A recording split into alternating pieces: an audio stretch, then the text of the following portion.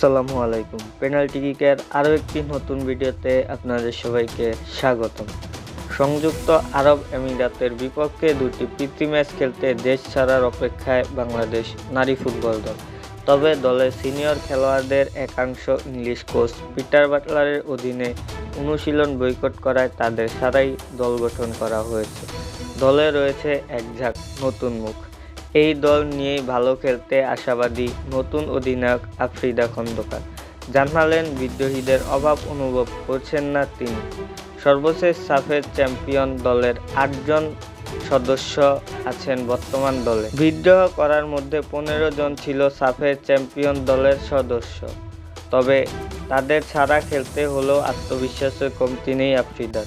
সবাই নিজেদের সর্বোচ্চ দিয়ে খেলতে মুখী আছে উল্লেখ করে তিনি বলেন, আমি অভাব অনুভব করছি না, কারণ আগেও আমি এদের বর্তমান দলের সতীর্থদের সাথে খেলেছি। অনূর্ধ্ব-19 ও অনূর্ধ্ব-20 দলের একই সাথে খেলেছি। সিনিয়ররা যে ধাপে ধাপে অনুশীলন করেছে আমরাও সেই ধাপে ধাপে অনুশীলন করেছি। বাংলাদেশ অনূর্ধ্ব-19 দলের অধিনায়ত্ব করেছে আফ্রিদা খন্দকার। জাতীয় দলে অবশ্য সেভাবে খেলার সুযোগ পাননি। এবার সুযোগের সঙ্গে অধিনায়কের দায়িত্ব পালন করতে হবে। নতুন দায়িত্বে বেশ আত্মবিশ্বাসী হয়ে তিনি বলেন, আমি অনূর্ধ্ব-19 দলে অধিনায়ত্ব করেছি।